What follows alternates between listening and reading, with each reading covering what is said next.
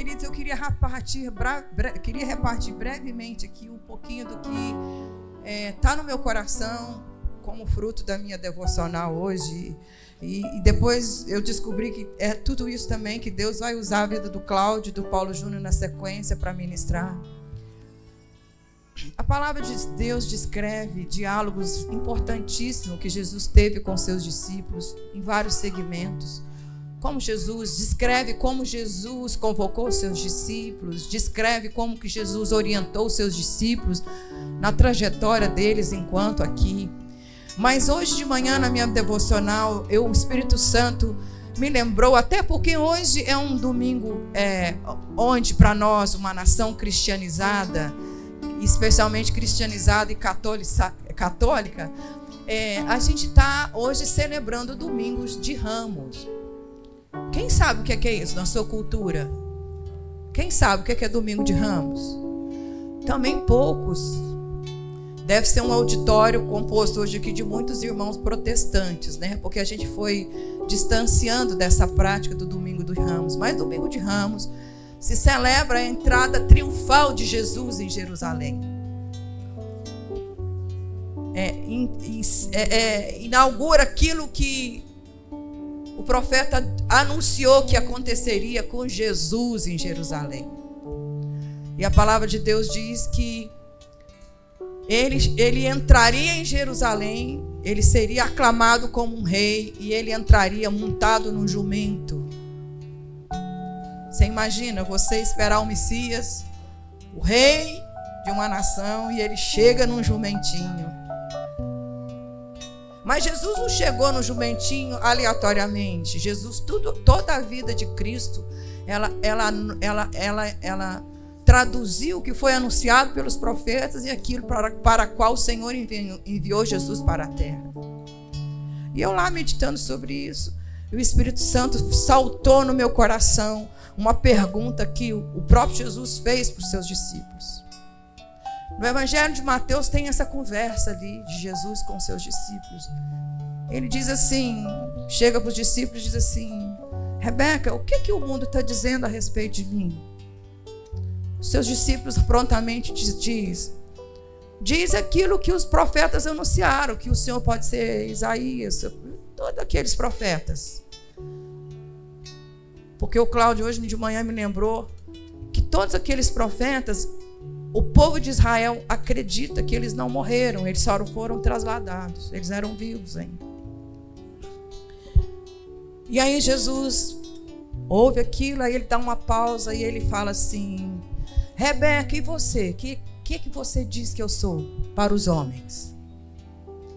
E aquilo saltou no meu coração e queimou no meu coração. O Espírito Santo dizendo: Lana, o que você diz para os homens quem eu sou?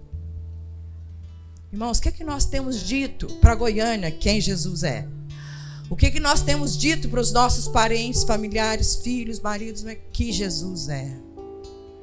Sabe o que eu espero que você continue dizendo sempre até a volta dele? Que tu és o Cristo. Que tu és o Cristo. O favor do céu para a humanidade. Aquele que morreu e ressuscitou para perdão de pecado. Amém, meu irmão? Que você possa exercer sua medicina assim, viu? Lembrando, que você possa ser a melhor esteticista de Goiânia, lembrando para os seus pacientes: Cristo. Cristo. Aquele que declara e traz para a minha vida e para a sua vida perdão de pecados. Que toda vez que você for laudar um exame, minha irmã, você laude nessa perspectiva. Está aqui uma pessoa que o perdão da vida dela foi anunciado através de Cristo. Quem sabe você até assina assim: Cristo te perdoou. Porque sinceramente, irmãos, sinceramente, Rebequinha, se eu não tivesse conhecido essa verdade, como o Enzo disse que conheceu com 35, eu conheci com 29. Certamente os adversários da minha vida teriam me consumido, de tal sorte que eu não pudesse nem estar aqui diante de vocês para dizer da alegria de conhecer essa palavra que me redimiu, Amém. essa palavra que vem me transformando, que vem me libertando, que vem me colocando no lugar que Deus deseja que eu esteja todos os dias. Amém. Irmãos, hoje é domingo. Amém. Primeiro dia da nossa semana. Um domingo de Ramos. Rebeca, vamos fazer aqui. Eu falei, Rebequinha, você me ajuda a fazer um negócio aqui? Ela falou assim, ajuda. Nem sabia o que eu ia falar para ela. Que o mundo seja cheio de Rebeca. Pega aí, Rebeca. Daqui, pega aí. Eu não vou fazer isso não. Vem cá, Rebequinha. Olha que coisa linda a Rebeca faz na minha fé. Queridos, a palavra de Deus descreve que Jesus passava no meio de pessoas, balançava a Rebeca. Você sabe disso? Quantas vezes sua mãe te contou essa história? Como eu quero ser uma conhecida como uma mulher que exalta com tudo que eu tenho, com ramo.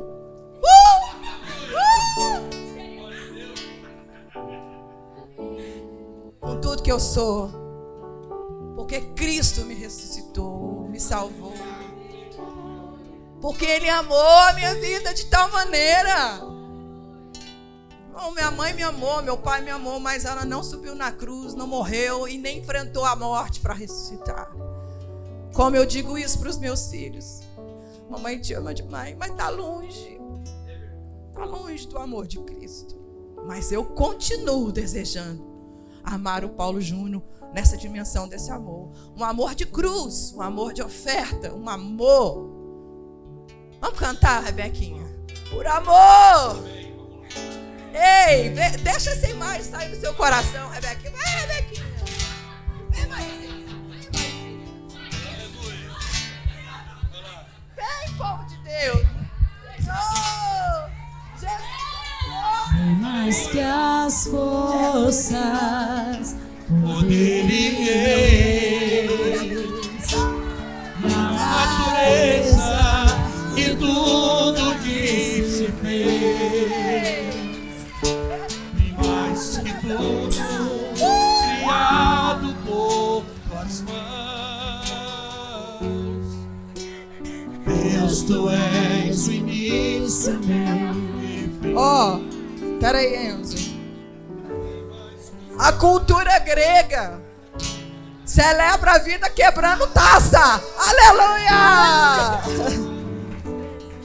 Ó, os meninos vão vir aqui, Enzo. Ninguém vem aqui, vamos louvar. Vou pisar aqui por enquanto, descalço. Ninguém. Por favor. E nem deixa as crianças, porque caiu aqui. Amém. Só uma tacinha. Mas Só uma tacinha, mas não. amém. achei Mas aí o perfeito. Senhor me lembrou dessa canção e eu falei, Enzo, vamos cantar essa canção? Vamos. Quem não sabe, só lê. Mas quem sabe, se quiser cantar o refrão, como eu cantei hoje de madrugada, eu acho que meus vizinhos achou que eu surtei. Porque eu gritava na varanda, por amor! Chegou, Natanael. Amém. Amém. Por amor, sua vida entregou, meu Senhor, humilhado foi como a flor machucada no jardim, morreu por mim, pensou em mim. Agradece aí. Obrigado, Jesus. Por amor, sua vida entregou, meu Senhor, humilhado foi como a flor machucada no jardim. Morreu por mim, pensou em mim, me amou, E mais que as forças, poder e reis, e a natureza e tudo que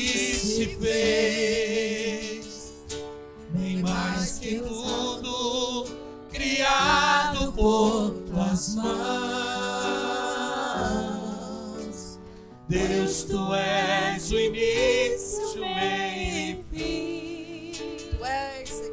Bem Mais que os mares, bem mais que o sol, e as maravilhas que o mundo conheceu,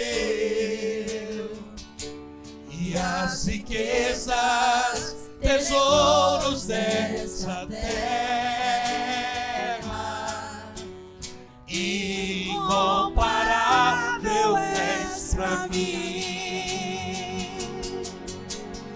por amor, sua vida entregou, meu Senhor. Humilhado foi como a flor machucada no jardim, morreu por mim, pensou em mim, me amou. Aleluia. Senhor.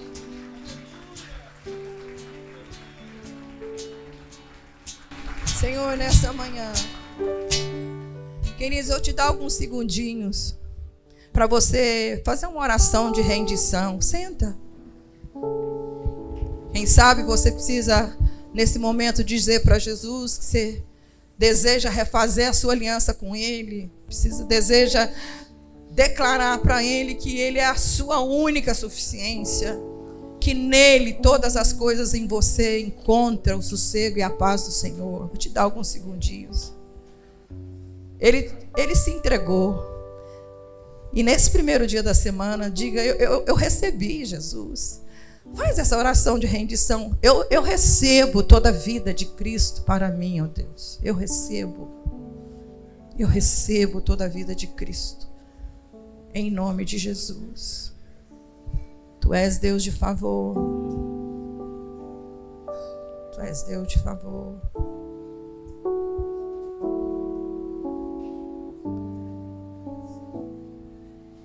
Senhor, eu quero declarar a minha convicção de toda a vida que flui do teu trono, que fluiu da cruz para a minha vida. Nada pode me separar desse amor, nem altura, nem profundidade, nem espada, nada. Nada do porvir pode me separar desse amor. E nessa manhã eu quero declarar sobre cada um dos meus irmãos que esse dia que se chama hoje, que esse dia que começa a nossa semana, nós entramos nessa semana, nessa dispensação, de que o Senhor nos chamou segundo o teu desejo, aquilo que a gente aprendeu na tua palavra, e junto com o teu Espírito Santo, traduzir nesse dia, nessa semana, até o último dia nessa terra, aquilo que tu és, na vida das pessoas, na cidade de Goiânia e até os confins da terra. Nós somos os luzeiros do Senhor nessa cidade, sal da terra, luz do mundo. E para que os homens, vendo as nossas obras, possam te glorificar, em nome de Jesus. Amém. Aleluia! Bênção de Deus, né? Essa taça quebrada aqui me fez lembrar uma história que expõe a alma humana. Naquele tempo que moeda valia alguma coisa, o pai deu 2 moedas para o menino dele. O menino dele gostava de ir numa igreja, uma escola dominical, esse trem. Aí o pai deu 2 moedas para ele e falou assim: meu filho, você tem aqui 2 moedas de R$1. Uma é para você dar de oferta, e a outra, depois que você der a oferta, na hora que você estiver voltando da escola dominical, você pode comprar aquele docinho que você gosta, sabe? Aquela paçoquinha, aquele trem. Aí o menino foi brincando com as 2 moedas para a escola dominical. Jogando com aquilo, brincando. Pouquinho antes de ele chegar na igreja, uma das moedas caiu e rolou para o bueiro. Ele falou: perdi o dinheiro da oferta.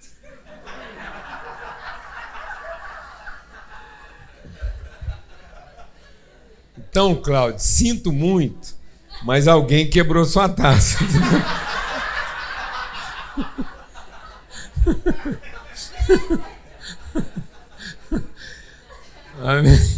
Alguém acabou de quebrar as batatas. A nós é desse jeitinho, não? Perdi o senhor.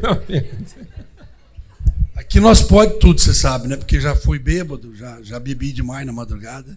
O bêbado tava com a garrafa de cachaçinha no bolso, voltando para casa. Ruim demais, tonto demais. Ele caiu, ouviu um barulho de um trincado. Foi ainda bem que foi a perna. Saiu com a garrafa. É desse tipinho. Ô Enzo, mas eu queria honrar a sua vida, porque o Enzo hoje fez uma coisa aqui. O Enzo hoje fez uma coisa aqui que às vezes, assim, na vida, amados, você sabe o que está atrapalhando a vida de muita gente? Deixa eu falar uma coisa para você. A distração. Sabe por que os processos de Deus não se completam? Porque a gente, de ocupado, se distrai. E não dá para distrair com a vida. Não dá para distrair com a vida. A menor distração e...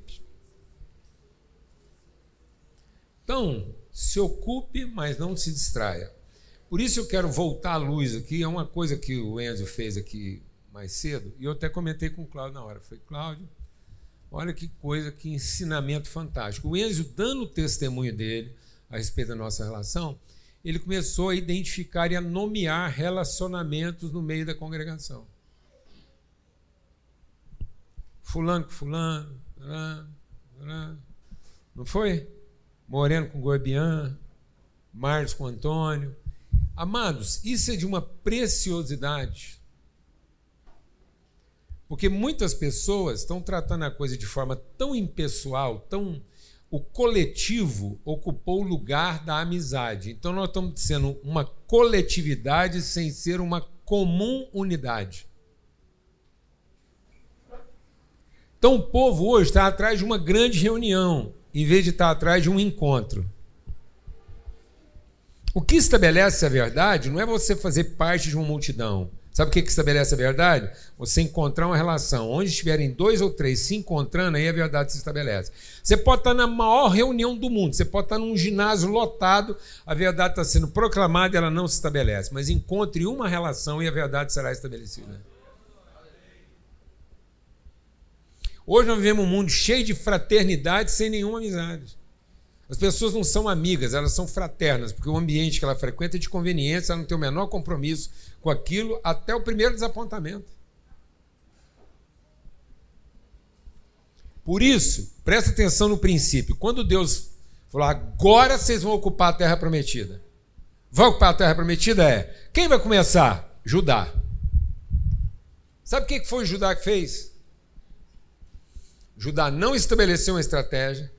Presta atenção, pra você não distrair. Judá não estabeleceu uma metodologia. Judá não perguntou como. Judá não definiu um quê. Judá não perguntou quanto dinheiro ele precisava. Judá não perguntou qual equipamento ele ia usar. Que estratégia ele ia adotar. Sabe qual foi a primeira palavra de Judá? Então eu que vou começar? Eu que vou ser o primeiro a ocupar a terra prometida? Simeão vai comigo. Amado, eu vou te falar uma coisa. Se você não consegue identificar um quem na sua vida, não procure encontrar um quê e nem um como, porque isso vai corromper você. Nada te corrompe mais do que um quê e um como sem que você tenha encontrado um quem. Amém? Valeu, Enzo. Bom demais, não é não? Pelo amor de Deus, rapaz. Já podia ir embora. Rapaz. Se não fosse domingo de Ramos. Que é isso? Vou te falar. Agora, sem nenhuma hipocrisia, eu vou pegar a minha taça e oferecê-la para você. Para dar um... Vou ser humilde aqui na frente da congregação. Valeu. Muito bom a gente estar aqui, alegria. Olha, te dar uma dica, Uma dica. Seguinte, quando você participa aqui, se você vier na reunião das 9, depois vai lá na internet e vê o encontro das 11. Se você veio no encontro das 11, você vai lá na internet e assiste o das 9. Amém? Porque aqui é uma conversa só. E tem sido muito assim prodigioso o que Deus tem feito aqui na nossa vida, em termos daquilo que é a nossa conversa. Então, Jesus amado, a obra da redenção. Vamos honrar as mulheres aqui na frente de todo mundo. A gente honrando as mulheres na frente de todo mundo faz uma diferença lá em casa. Né?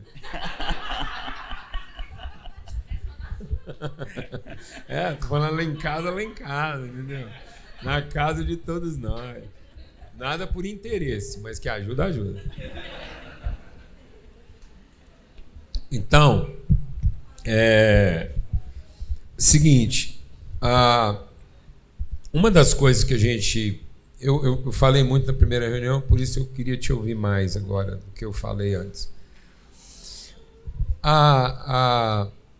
Na nossa distração, a gente está tão focado em resultado, em alcançar o resultado. Quando você está pensando em resultado, a primeira coisa que você pensa é no recurso e não no processo. Todo recurso que você precisa está lá esperando por você. Tudo. Tudo que Deus te chamou para fazer, o recurso está à sua espera. Deus só colocou o homem no mundo depois que todo o recurso que o homem tinha necessidade estava lá esperando por ele. A comida que ele precisava, o ambiente, a natureza, tudo. Tudo para o homem cumprir o propósito dele estava à espera dele. A única coisa que competia ao homem fazer era dar orientação ao que estava esperando por ele. Na medida em que o homem não percebeu o recurso e passou a trabalhar a partir da sua necessidade, ele desorientou o recurso que estava à espera dele. Então nós não estamos vivendo uma falta de recurso, nós estamos vivendo uma desorientação do recurso. O recurso que era para expressar uma coisa está fora da sua orientação. Então a vida não está... As coisas não estão esperando o recurso para acontecer. Elas estão buscando uma orientação. Quem vai dar orientação? Os filhos de Deus. Por isso a gente se distraiu buscando o recurso, a estratégia, a metodologia, em vez de ter a sensibilidade de perceber que para cada situação, para cada localidade, para cada pessoa, uma orientação. Então Deus está contando a sua história de forma orientada. Então por isso que Jesus é o alfa e o ômega, ou seja, tudo está orientado do princípio ao fim. Se eu desorientar isso, eu estou perdido. Eu vou pegar o mesmo recurso que era para cumprir um propósito e esse recurso agora vai ser para minha perdição. Então o que era para minha salvação passou a ser para minha perdição. O mesmo combustível que levaria você ao seu destino é o combustível que vai levar você para longe do seu propósito. Você vai queimar a mesma gasolina, usando o mesmo motor, fazendo aquilo que você sabe. Então você vai entrar num negócio, fazendo o que você sabe, o melhor que você sabe, com combustível para isso, com equipamento para isso. E quanto melhor você for, quanto melhor você fizer, quanto mais você fizer, mais longe você fica do seu verdadeiro propósito. Aí você vai ver que muita gente, depois de ter feito tudo o que sabe, do jeito que sabe, depois de ter feito a coisa certa, termina a vida e fala, puxa, alcancei um resultado e não cumpri o propósito. Por isso, se você não quiser viver esse dilema, fracassa. Quem não quiser viver o dilema da frustração, fracassa. Seja um fracassado o mais rápido que você puder. Fica doido. Vira bêbado. Aí o povo vai fazer reunião de oração para você. Vai montar instituto para te recuperar. Sogra não vai querer morar com você, vai querer que você mora com ela. Cunhado não vai pedir dinheiro emprestado para você, ele vai pedir emprestado para arrumar para você. Entendeu? Então você quer ter a vida dos seus sonhos? Fracassa. Porque Deus não vai te dar a vida dos seus sonhos, Deus vai te dar a vida que Ele planejou para que você possa alcançar o seu propósito. Amém? Por isso, Cláudio, o texto que a gente vai ler aqui é o texto lá de Mateus, que fala do domingo de Ramos, que diz lá assim: quando se aproximaram de Jerusalém, chegaram... Mateus 21.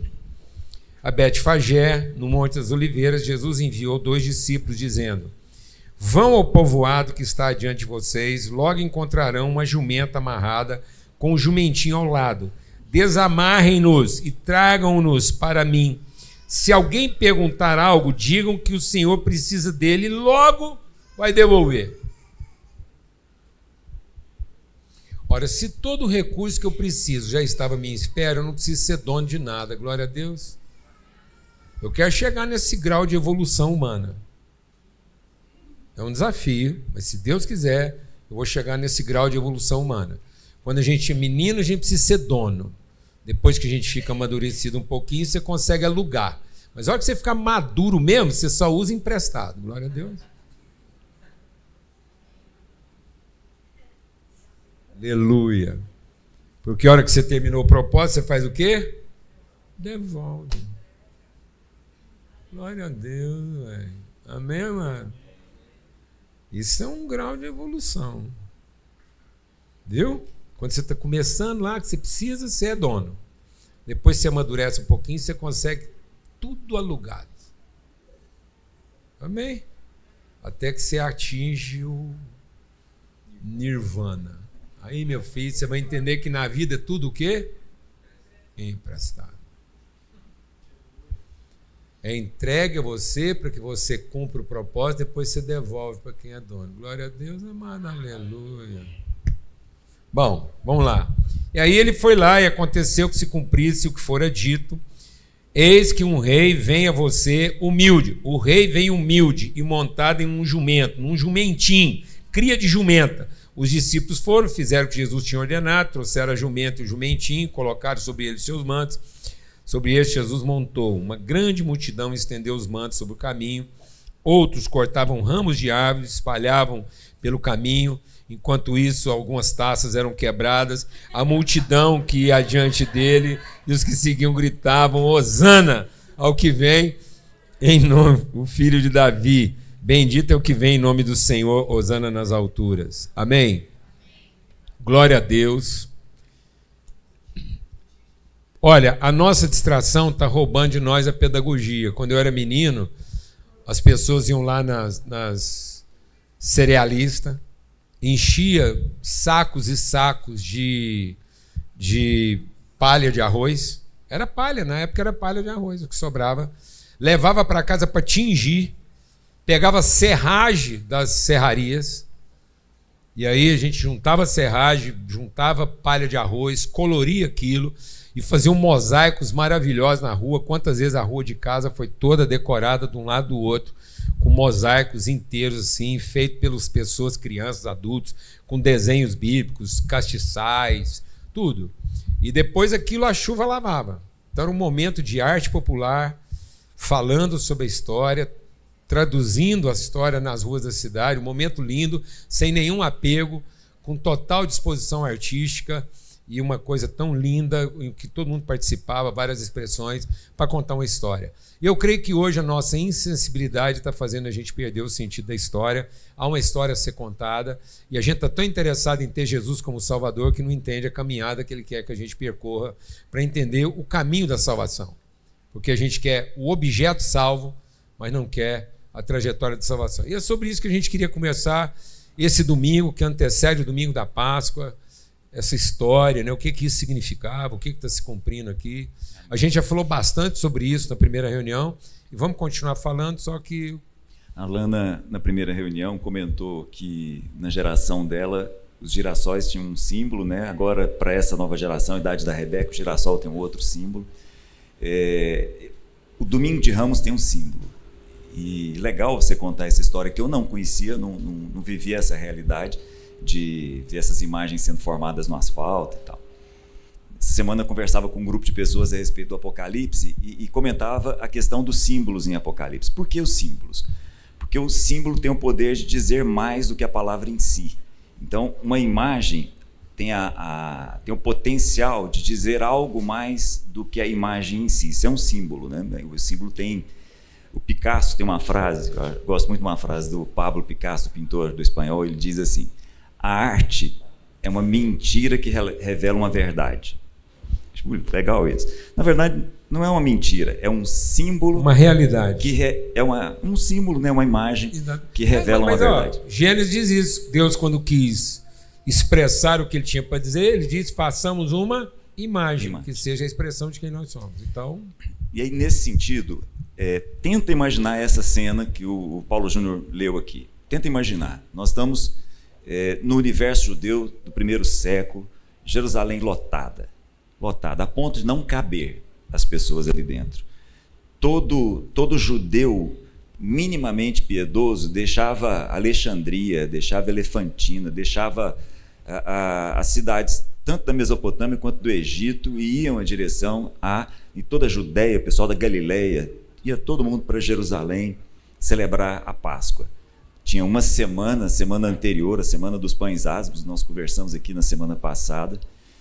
E aí, eu preciso fazer um comentário muito, muito importante, que para nós é difícil entender. O que era aquele momento, aquela semana especificamente para os judeus. Muita coisa vinha acontecendo nos últimos 3 anos. As pessoas olhavam para Jesus e falavam assim: caramba, ele curou um leproso. Aquilo não era uma cura só. Aquilo dizia mais. Quando os evangelistas falam a respeito dos milagres de Jesus, eles dizem assim: os milagres que eu relatei aqui, os milagres que estão escritos aqui, são para que, ao ler, ao conhecer, ao saber, vocês saibam que ele é o Cristo. Havia uma expectativa de uma enormidade difícil da gente captar. Por quê? Lá atrás, a história desse povo é longa, lá atrás, Davi ouviu a seguinte profecia a respeito dele: a sua dinastia não terá fim. Davi ouviu isso, e o judeu absorveu isso. De tal forma que a dinastia de Davi caminha de maneira ininterrupta. O reino do norte teve uma série de outros reis e outras dinastias foram tomando conta do espaço. Em Judá, não. O reino do sul, uma única dinastia, a dinastia de Davi. No entanto, num determinado momento, ela teve uma interrupção. Quando o povo foi para o exílio, não havia mais rei, não havia mais dinastia de Davi. E aí o povo teve que se rever. Teve que olhar para dentro e falar: ué, o que será que está acontecendo aqui? A dinastia de Davi foi interrompida. E aí o profeta Zacarias, que é esse que o Paulo Júnior leu aqui para a gente, que é um dos últimos profetas do Antigo Testamento, volta a falar da dinastia de Davi, volta a falar do Cristo, do Messias, do ungido, do rei, mas começa a mexer com a cabeça das pessoas de tal forma que, olha, o Messias, a linhagem de Davi, o descendente de Davi, virá, mas não é do jeito que vocês imaginam. Ele vem e vai estabelecer o seu reino, mas não é o reino que vocês criaram. Ele vem com poder e glória, mas não segundo as expectativas que vocês estão construindo, a tal ponto que os reis, os imperadores romanos dessa época, entravam com cavalos. Ele não. Como havia sido dito, ele entra assentado numa jumentinha. Quando o povo olha para aquilo e faz a associação com a profecia que eles conheciam muito bem, com a profecia de Zacarias, vem aquele momento, aquela festa. Provavelmente muitas taças se quebraram, né, nessa festa. Muita coisa aconteceu. Mas olha, tenta imaginar essa cena. Um caminho é feito para que Jesus entre sentado num jumento, e as pessoas iam colocando as suas roupas, fazendo aquele caminho, fazendo aquele trecho, aquele tapete de entrada. E todos olhando para aquilo dali pensando: é ele. É ele. Quando Jesus cura um leproso, é importante que a gente saiba disso. Nunca havia sido, não há histórico no povo de Israel, depois da lei, de uma cura de lepra. Há um histórico de cura de lepra antes da lei, com a irmã de Moisés, Miriam, e há um histórico de cura de lepra fora do povo de Israel, com Naamã. E por que eu estou tocando nesse ponto? É que havia uma cerimônia muito importante para a cura de lepra. Está lá em Levítico. E aí o pessoal olhava e falava, bom, tem uma cerimônia para a cura de lepra aqui, mas nunca teve alguém vivendo a situação. A cerimônia não funciona. É uma cerimônia que não foi realizada. Aí, de repente, Jesus cura um leproso e diz para ele assim, agora vai lá no sacerdote, para que isso sirva de testemunho, para que isso sirva de imagem, para que isso sirva de pedagogia para vocês. Qual? A de quem é que está fazendo isso. É importante isso aqui, fazer uma pausa aqui para você entender que Jesus, ele presta atenção. Às vezes você está achando que Jesus vem para resolver qualquer tipo de problema. Todos os milagres de Jesus, eles têm uma intencionalidade. Todos os milagres de Jesus estão associados à separação entre pessoas. É o cego, é o mudo, é o surdo, é o paralítico e é o leproso. Jesus não vem ajudar a pagar a dívida de empresa que foi mal direcionada. Jesus não veio resolver problema de casamento mal feito. Você não vê isso lá na Bíblia.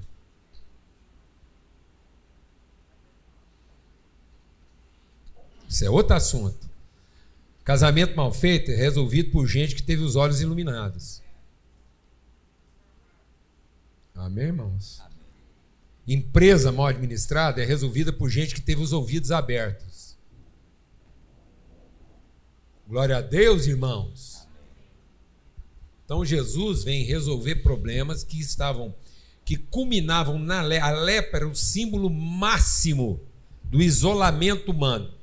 O leproso não podia tocar a mulher, não podia tocar o filho, não podia frequentar uma igreja, não podia tocar um negócio. O leproso ele tinha que se separar da cidade, porque ele simbolizava o quê? A segregação humana. Então a lepra significava aonde o pecado nos levou. É isso. Aí isso estava traduzido no cego, no surdo, no paralítico e no mudo. Por isso que Jesus vem e pega a lepra, que às vezes você não teve o entendimento transformado, ele pega a lepra e traduz no cego. Então Jesus não está ungido para curar o leproso, ele cura o leproso para curar o cego. Ele diz, eu vim para iluminar os olhos do cego. Então, está vendo? Então, a cura de Jesus era para iluminar os nossos olhos, o olho do entendimento, para eu entender que toda a cura dele estava na relação, naquilo que me separava do meu irmão e que me impedia de cumprir o meu propósito. E não para consertar os trem errados da minha vida. Amém, irmãos? Beleza. E a gente não percebe que a cura começou quando Jesus encostou a mão no leproso. No leproso. Isso era impossível. Todo mundo olhando, falando assim, mas como? Agora ele também é um impuro. Exatamente. Mas voltando. Nesse momento em Jerusalém, então, uma expectativa gigante de que a dinastia de Davi fosse refeita e que agora todos os problemas daquele povo fossem resolvidos. E Jesus vem para dizer, é isso, mas os problemas de vocês não são o que os olhos de vocês estão vendo. Eu venho, de fato, para ser o salvador de vocês, mas o que vocês entendem ser a salvação não é a salvação que vocês imaginam. Eu venho para revelar algo muito maior. Eu venho para dizer para vocês o seguinte, eu chego aqui no domingo de Ramos e sei receber toda essa glória que vocês estão me apresentando, mas eu também sei terminar essa semana numa cruz, porque eu sei quem eu sou. E sabendo quem eu sou, eu quero derramar sobre vocês o mesmo Espírito que permite a vocês passar por essa semana como eu, recebendo glória, mas também morrendo numa cruz, com a convicção clara de que vai ser ressuscitado. Me parece muito significativo, Paulo Júnior, o quanto, conversava com o Luciano essa semana, o quanto nós, de uma forma geral, ainda estamos olhando para o Cristo como aquele ao qual nós precisamos oferecer alguma coisa para que ele se aproxime de nós enquanto nós não o percebemos como quem oferece tudo para que nós nos aproximemos dele, no sentido de que nós sejamos os seus próximos. Deixa eu colocar isso de uma forma mais clara. Essa semana a gente conversava, né, e uma pessoa surgiu com uma dificuldade na compreensão do que é isso, do que é a cruz, do que é essa semana, do que é essa morte, o que isso representa. E aí, a maior parte das pessoas ainda acha que um dia Deus virou para nós e falou assim: sai de casa. Presta atenção nisso. Muita gente acha que Deus um dia virou para nós e falou assim: sai daqui. Você cometeu um erro tão grave que você tem que sair de casa. E aí, se a compreensão for essa, você sai de casa e fica depois tentando fazer alguma coisa para que Deus te receba em casa de volta. O nome disso é religião, qualquer que seja ela. Qualquer que seja ela. O evangelho é de um pai que ouviu do filho que estava saindo de casa e nunca fechou a porta para que ele voltasse. Há uma diferença grande nisso. O evangelho nunca foi a imagem de alguém que faz alguma coisa para Deus para que ele abra a porta para você entrar. O evangelho sempre foi o seguinte: meu filho, as portas estão abertas. Entra, volta para casa. Esse é o evangelho. Esse povo está aqui o tempo todo achando que tem que oferecer alguma coisa para Deus, para que um Salvador seja enviado, de tal forma que a imagem que eles tinham criado a respeito do que seria a vida seria de fato encontrada. Como se a vida fosse ser liberto do Império Romano, ao invés de descobrir que o sentido da vida não tinha nada a ver com o Império Romano. Tinha a ver com outro nível de liberdade, um tanto quanto mais profundo. E é exatamente essa a liberdade para a qual nós fomos chamados. A liberdade de atravessar qualquer circunstância, afinal de contas, nós temos o Espírito que nos permite independer das circunstâncias. Embora a gente sofra a circunstância, embora a gente viva a aflição da circunstância. Não é uma analgesia. Não é uma analgesia. Amado, quando eu falei aqui, tá ligado? Se você não quer ser um cristão, seja um bêbado. Porque é isso que as pessoas estão fazendo e não estão percebendo. As pessoas estão se drogando de religião. Sabe que é a maior droga consumida hoje de maneira lícita? A religião. A religiosidade, por isso que alguém definiu que a religiosidade é o ópio, é a analgesia. Porque é um entorpecente. O que ofereceram para Jesus na cruz? Cachaça. E sopa, analgésico, droga, entorpecente. O que virou sexta-feira? Hoje é sexta-feira, é dia de morrer? Não, é dia de ficar bêbado. Porque só tem um jeito de enfrentar a bagaceira que vai te devolver para casa. Sabe como é que você consegue enfrentar a sua intimidade de sábado e domingo? De ressaca. E aí não é de se admirar que domingo virou o quê? Extensão de um fim de semana mal resolvido. Em que as pessoas vêm no domingo para tentar corrigir uma semana mal terminada. Então não deu conta de terminar bem a semana na sexta-feira, entrou para o sábado de porre, estendeu o porre, aí vem de ressaca pedir que Deus resolva. Domingo não é para resolver uma semana mal terminada, mano. Domingo é para finalmente começar bem uma semana. Para que, independente do que ela vai te oferecer, você vai ser uma pessoa bem resolvida. Então, o Salvador não é o resolvedor dos seus problemas. O Salvador é aquele que te transforma numa pessoa bem resolvida, independente do problema que você vai ter. Então, Jesus não veio me salvar dos meus problemas. Jesus veio me tornar uma pessoa bem resolvida para os problemas que eu vou ter que enfrentar. Glória a Deus, amado. Não veio para me dar a mulher que eu mereço. Veio para me transformar no marido que ela precisa. Glória a Deus, irmão. Amém. Aleluia. Como é que o Adão recebeu a mulher dele? Morto. Enquanto ele estava morto, Deus estava fazendo a mulher dele. Ele acordou da ressurreição, nunca tinha visto mulher. Achou bonito, nunca tinha visto. Nem sei se a Eva era tudo isso, mas ela era a Eva. Para quem nunca viu mulher, era tudo isso. E a primeira impressão que causou, falou: achei a mulher da minha vida, ela vai me ajudar. Mal sabia ele que ela ia ajudar ele em tudo.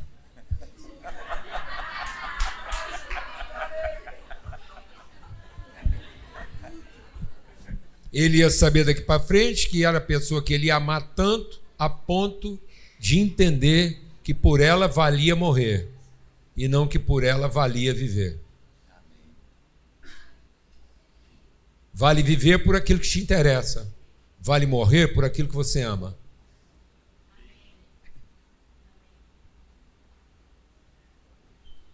Vou repetir devagar, que às vezes passou rápido. Vale viver por aquilo que te interessa. Vale morrer por aquilo que você ama. É isso. E aí, sabe o que aconteceu? Assim, eu queria dar um testemunho aqui do que vem muito forte no meu coração nesse domingo de Ramos. Quem não sabe entrar seu momento de glória com humildade, não sabe encontrar glória no seu momento de humilhação. Vou falar devagar. Quem não sabe entrar seu instante de glória com humildade, não saberá encontrar glória na humilhação. E sabe o que está matando o povo? Não é a dificuldade. O que está te derrubando no final da semana não é o tamanho do problema que você está enfrentando. É a presunção do acerto com que você começou a semana. Sabe o que está destruindo casamento, empresa, relacionamento, amizade? O que está destruindo todas as relações? É achar que é o nosso acerto que está garantindo isso. Que a gente fez a escolha certa, que nós decidimos, que nós sabemos, que nós temos uma estratégia, que nós temos uma metodologia, e isso vai garantir. Então nós estamos entrando no nosso domingo de Ramos montado em 1000 cavalos. E depois não sabemos enfrentar a sexta-feira lá da paixão, quando você é desmontado dele e humilhado como se você devesse todos os cavalos. Então o que mata a gente, Cláudio, não é a dificuldade não, rapaz. É a presunção do mérito, é a expectativa do acerto, do benefício. É porque nós começamos a semana montado num cavalão, em vez de ter entrado nele assim raso, num jumentinho, com a certeza de que nós somos o quê? Absolutamente dependentes da fidelidade e da misericórdia de Deus. Porque em 5 dias o povo que te exaltou quer ver você morto. 5 dias. 5 dias. O homem que foi exaltado é inimigo público. E sabe por que o homem exaltado como rei se tornou inimigo público em 5 dias? Porque vai ler lá na Bíblia, pega Mateus, Marcos, Lucas, pega todos os evangelhos. A partir desse domingo aqui, dessa entrada triunfal, Jesus não operou mais nenhum milagre.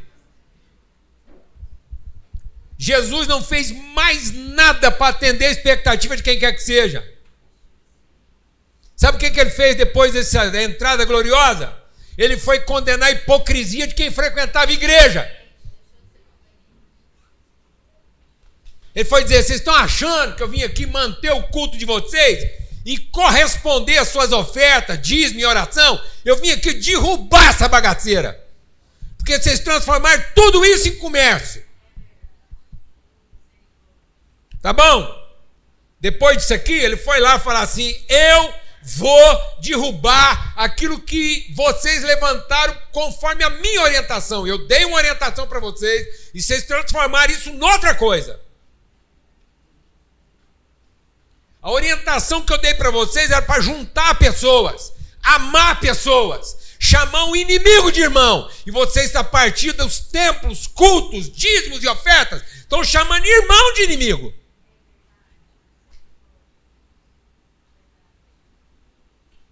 O encontro de vocês é para chamar um filho de capeta em filho de Deus. Vocês estão chamando um filho de Deus em filho do demônio.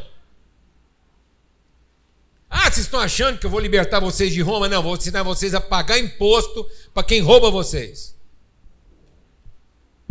Rapaz, quem quer um salvador desse? Ensinar nós a pagar imposto para político corrupto? Não, pai, vamos pagar propina. Quem tem que pagar imposto? Não, o dinheiro que eu pago o imposto, eu pago 2 vezes a propina e recebo 2 vezes o lucro.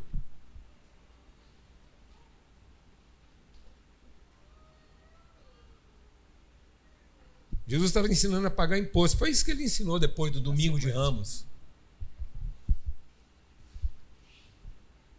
Sabe o que ele ensinou depois do domingo de Ramos? Eu mandei meu filho cuidar de vocês, vocês foram lá e mataram ele. Mandei lá, pá. É isso que vocês fizeram. Vai contar a parábola dos talentos. Pai, Jesus vai fazer uma desconstrução. Depois desse domingo, todo mundo esperando que Jesus ia trazer a cura. E ele só traz o sacrifício. Ele vai falar da parábola do banquete. Muita gente está lá regalando. Ele fala assim, escuta, que roupa é essa que você está vestindo? Quem te chamou? Sabe o que Jesus vai ensinar aqui depois do domingo de Ramos? Vai ensinar que aquele que fez tudo certo esperando ser reconhecido está condenado. E aquele que fez tudo errado e momentaneamente se arrependeu, conheceu o Pai mais do que aquele que fez tudo certo. Esse é o evangelho que a gente queria escutar? É isso que nós estamos chamando de caminho de salvação? Tem que matar esse cara. Então, em 5 dias. Para de corresponder à expectativa das pessoas. Para de se corromper com as suas próprias expectativas e com as expectativas dos outros e começa a entregar para elas a verdade. Começa a buscar a verdade. A verdade do seu casamento, a verdade da sua... Busca a verdade da sua empresa. Quem aqui tem coragem para buscar a verdade da sua empresa? A verdade dos seus negócios. Não para a sua empresa pagar a conta das suas expectativas, mas para a sua empresa representar a verdade do seu propósito. Você chegar lá amanhã, segunda-feira, e falar assim, Deus, de hoje em diante, essa empresa aqui é para revelar o eterno propósito do Senhor na minha vida. E não para pagar a conta das minhas expectativas. Pronto. Simples assim, ué. E veja se o grande risco é de a cruz não está esperando você na sexta-feira. Amém, amados? O jovem rico procurou Jesus e falou assim, como é que eu posso entrar no reino de Deus? Jesus falou assim, cumpre Moisés. E aí ele falou, já estou cumprindo.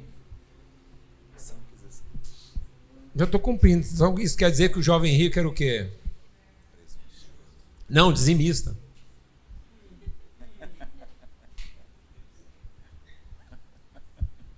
Amém, irmãos?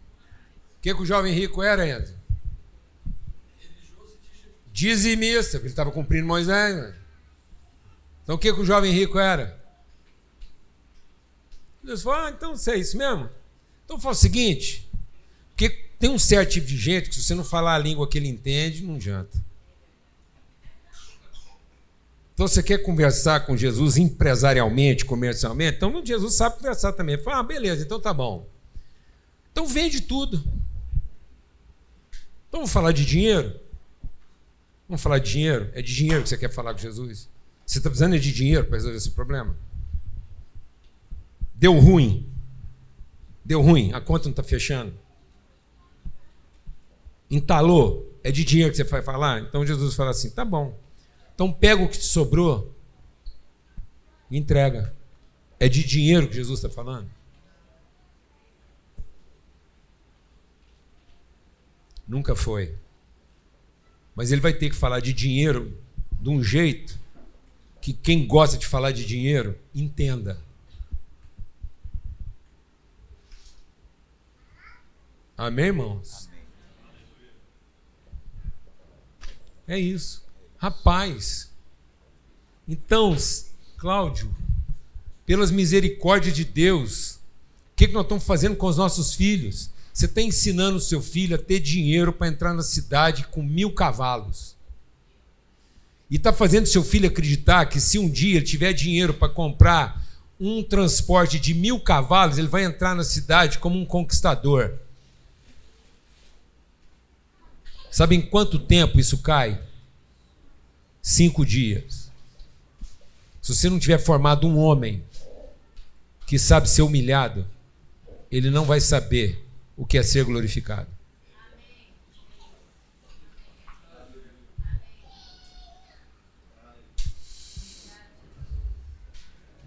É isso, amados. Nós estamos pagando para os nossos filhos serem ensinados que é o poder, a força, a roupa que eles vestem, a impressão que eles causam. E aí as pessoas não têm apego à história.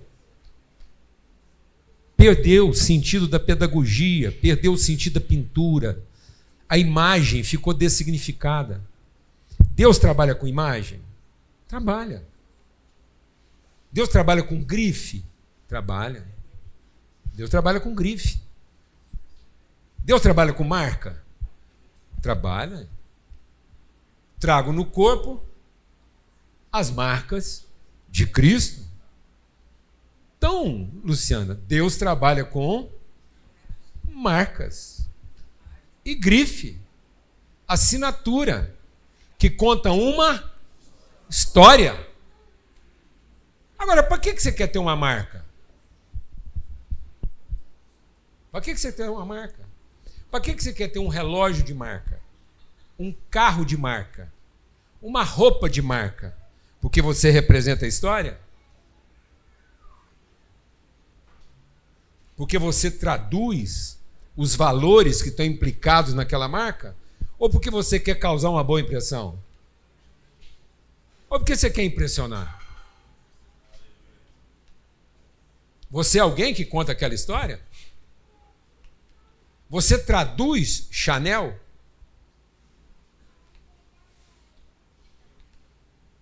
Você é alguém que representa a história de Louis Vuitton? De Armani? Ou você quer simplesmente impressionar, dizendo para todo mundo que você tem dinheiro para comprar essa marca?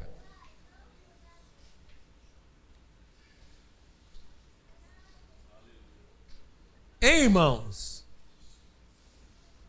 Nós estávamos aqui com uma menina aqui da Galeria Cerrado, a Cissa. Tem gente que vai lá na galeria e quer comprar um quadro para levar para casa. Aí ela apresenta um quadro que diz respeito à história da pessoa, mas ele não quer, não. Ele quer comprar um quadro que todo mundo vai chegar na casa dele e vai ficar impressionado e falar, rapaz, sabe qual é a primeira pergunta que a pessoa vai fazer para ele? Não, fala para mim, qual que você acha que é a primeira pergunta, Luca? Que vai estar... Ele, rapaz, é capaz que ele manda fazer uma etiqueta para todo mundo ter certeza. E sabe o que ele não sabe? Traduzir a história. Porque quando você quer contar uma história, você consegue contar ela montado num jumentinho. Amém, irmãos? Glória a Deus. Aí eu tenho que contar essa história. Eu cresci numa relojoaria. Meu pai, meus tios, tudo era vendedor de relógio. Mas eles eram vendedores de relógio que contavam uma história. Vou te falar uma coisa sobre meu pai. Um dia, um cliente do meu pai chegou lá com um relógio Omega. Meu pai era o único cara da cidade que abria um relógio Omega porque tinha coragem de consertar ele. Amém? Aí chegou um relógio Omega para meu pai, de ouro. Amém? Porque o Omega não fazia e nem faz relógio dourado. É bom você saber. Amém? E aí ele chegou lá com aquele relógio, meu pai abriu, virou o fundo do relógio. O relojoeiro que o cara tinha levado para arrumar não deu conta de abrir, porque ele não tinha ferramenta própria de abrir um relógio Omega. Porque abria só com a ferramenta lá própria. Sabe o que ele fez? Ele fez um furinho. Ele pegou uma furadeira e furou o fundo do ômega para tentar abrir. Eu vi meu pai pegar aquele, eu estava lá, eu vi meu pai pegar aquele relógio e correr uma lágrima no olho dele. Porque aquilo para ele era um sacrilégio, era uma maculação. Não é uma maculação do relógio, era uma maculação da sua história. Era um estupro cultural. Estou falando a verdade. Você não sabe o que é isso, mas um relógio mecânico, uma das peças principais do relógio mecânico é o cabelo. O cabelo do relógio é uma molinha fina, mais fina do que um cabelo de cabeça. Ela é enroladinha assim, e ela que dá o pulso. É a mola que faz o pulso do relógio. Então aquela molinha fica esticando, encolhendo, e ela que dá o pulso do relógio. Aquilo não tinha aquilo para trocar não, Matos. Então quando chegava lá, um relógio azarado que passou na mão de um... Entendeu? E aquilo vinha tudo assim, ó, igual um bombril. Eu vi meu pai ficar 2 semanas em cima de um cabelo de um relógio que não tinha peça de reposição, que ia levar meses para chegar, e ele recuperar aquilo, ele recuperar aquela mola, aquele cabelo, até ela funcionar de maneira precisa para devolver aquele relógio à sua originalidade. Ele não estava consertando. Presta atenção. Não peça para Deus consertar você. Vai em qualquer religião.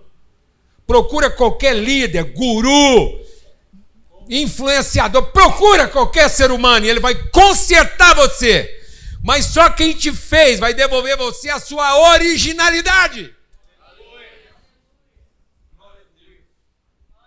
É isso. E você, na sua forma original, você entra numa cidade montado numa jumenta. Termina a semana pregado numa cruz e revela a glória de Deus. Seu certo não te corrompe. E o seu pior errado não te compromete. Glória a Deus, amados. Simples assim. Eu tenho um relógio em casa. E já vou avisando. O dia que você me vê com ele, ele não é original, mas ele é relógio. Então ele não é falso.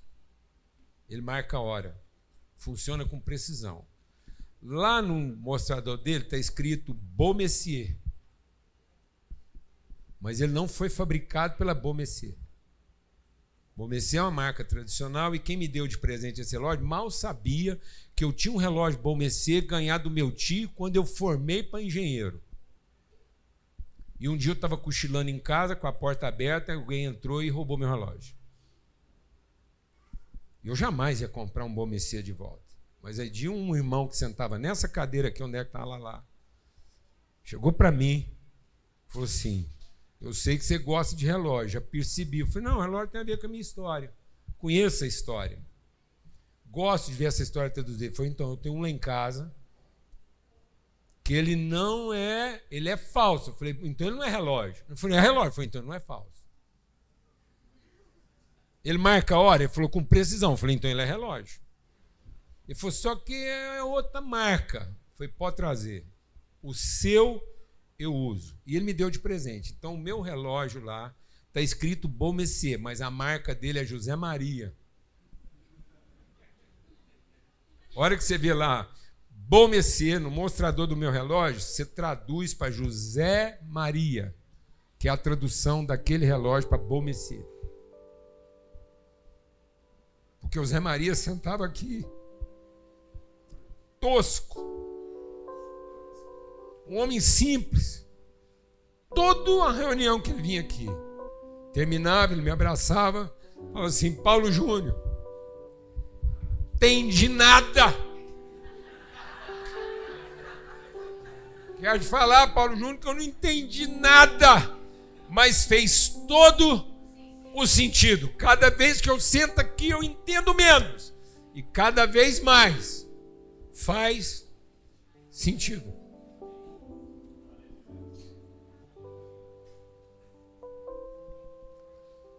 A obra de Cristo na sua vida não é para que você entenda. É para que finalmente você faça sentido. E aí no seu momento de maior glória, você vai entrar montado numa jumenta. E quando todo mundo achar que você está vivendo o seu pior momento de humilhação, é ali que você vai revelar toda a glória de Deus na sua vida. Quando todo mundo achava que você ia entrar com poder, você entrou montado numa jumenta. Beleza? E quando todo mundo achava que a sua vida acabou, que deu tudo errado, você vai dizer: Pai, agora glorifica o teu filho, para que teu filho glorifique a ti. Glória a Deus, amados. É isso. É isso. O dia que você me vê com esse relógio, não tem jeito de não ver, porque ele é grandão, ele é do mostrador branco, escandaloso, pulseira preta. Você vai falar: hoje o Paulo Júnior está usando o relógio Zé Maria dele. Glória a Deus. Amém. Amém, meu irmão. Privilégio. A gente está aqui podendo ajudar um ao outro a essas desconstruções, né? Porque o mesmo povo que acha que você é o cara no domingo, acha que você é o cara na sexta-feira.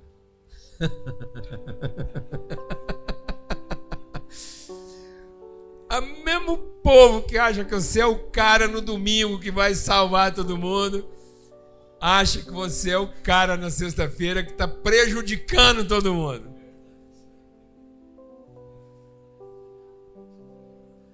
O mesmo povo fala assim: agora ele vai libertar nós. Na sexta-feira está dizendo: agora nós precisamos ficar livres dele. Amém, amados? É por aí, viu, meu irmão? Então não se iluda. Seu momento de maior glória, monta numa jumentinha, para que no momento, quando todo mundo vai achar que agora você está vencido porque é humilhação demais, você vai revelar a glória. Aleluia. Glória a Deus. Vamos cantar uma música? Nós temos que terminar hoje aqui de manhã cantando os avisos. Beleza, então é o seguinte: enquanto o Enzo se prepara, presta atenção. Dia 28, nós temos a Conferência Sal da Terra. É um momento assim, juntar. Você não tem noção os preletores, as preletoras que Deus reuniu para esse evento. Você pode participar, faça a sua inscrição. Nós vamos terminar a reunião aqui, esse slide vai ficar lá para você acessar na internet, fazer a sua inscrição. Vai ser lá na 90. A Conferência Sal da Terra, ela acontece em 7 lugares diferentes do Brasil. Vai ter gente reunida no Nordeste, no Sul, aqui no Centro-Oeste, lá em São Paulo. Agora, o conteúdo vai ser gerado a partir de Goiânia e Uberlândia. Então, a partir da plataforma Uberlândia aqui na 90. Então, a nossa Conferência Sal da Terra aqui em Goiânia, ela vai acontecer lá na 90, presencialmente. E aí você vai estar no lugar onde o conteúdo está sendo gerado. Parte do conteúdo também vai... Vem cá, Levi. Levi, come here. E parte do conteúdo também vai ser gerado lá em Uberlândia, tá bom? Outra coisa, faça sua inscrição. Amanhã, meio-dia, 12 horas, lá na Churrascaria Nativas, temos mais um Fio do Bigode. Muita gente compartilhando. Então, do meio-dia às 2. Se você chegar lá faltando 5 minutos para as 2, vá. Porque você vai receber do óleo. A unção lá é forte. O trem é bom. E aí a churrascaria faz um preço mais em conta. E mesmo que você não der conta de pagar o preço mais em conta, sempre tem um irmão lá movido de misericórdia que vai pagar a sua conta. Então, vai nessa fé. Falta de dinheiro não vai ser problema, tá bom? Fio do Bigode amanhã, conferência. Coloca aí pra nós aí pro pessoal fotografar lá. Nosso endereço de Pix, nosso QR Code. Então, se você quer fazer parte,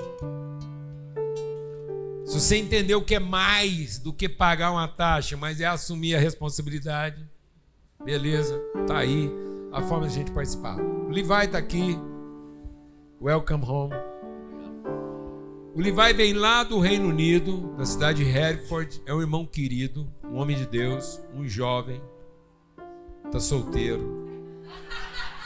Tô brincando. Não tá solteiro. You are not single. Unfortunately. No, sorry. Fortunately. E é um homem de Deus querido, um coração gigante. E o Levi é um artista. I'm saying that you are artist. No. All the good artists used to say that they are not so good. If the artists say that they are good, because they are not so good. But if they say that they are not so good, because they are good. Eu estou dizendo que todo artista que é ruim fala que é bom. Todo artista que é bom fala que é mais ou menos. Então, ele já falou mais ou menos, então ele é bom. E aí, ele vai ficar conosco aqui até junho. Está aqui conosco, hospedado aqui, vai estar transitando. Você pode chamar ele para tomar um café em casa. Não fala para ele que é para praticar o seu inglês. Deixa ele pensar que é só para você ter lá com em casa. Já está valendo. Mas ele é muito querido. E a gente está querendo fazer um investimento na veia artística do Levi. Já conversei com a Cissa. I talked to the woman from the gallery for you to go there. E aí nós vamos ter lá na Galeria Cerrado um tempinho com o Levi lá, para ele poder gastar um tempo, falar da arte dele. Quem sabe até alguém quiser aprender um pouco de desenho. Mas eu também queria fazer uma propaganda aqui. Quem sabe alguém... Levi, you draw faces and... Quem sabe você não gostaria de combinar com o Levi? Você fala comigo sobre o preço, não com ele. E aí você não gostaria de encomendar uma pintura sua, um desenho seu, de um artista famoso inglês que está aqui entre nós até junho. I'm saying that if someone wants to have your art, I'm selling that, okay? You do, I price, ok? Então nós temos um business aqui agora. Quem quiser um desenho do Levi com a sua cara, você, sua amada, fazer um presente, pode falar. Estamos acertando lá na galeria. Eu estou falando isso em tom humorado, mas é porque é um artista, está entre nós e seria uma forma da gente compartilhar virtude. Amém? Graças a Deus. Enzo. Sim, eu amo a mensagem. Volta o slide aí. Valeu. É morrer, eu a vou proclamar. Aleluia. Pode esperar um pouquinho. Levarei. Se você quiser ficar em pé, pode ficar. Beleza. Domingo que vem tem as 2 reuniões normal, Paulo. Normal. Domingo de Páscoa, as 2 reuniões. Pra trocar. Mais uma vez. Sim, eu amo a mensagem da cruz. Aleluia. Quero ouvir. É morrer, eu a vou proclamar. Levarei eu também minha cruz,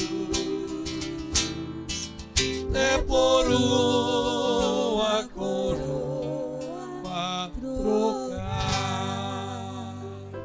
Excelente semana. Procura aí o seu amigo de honra aí. Pega o telefone. Vamos falar aí durante a semana. Amém? Deus abençoe a todos.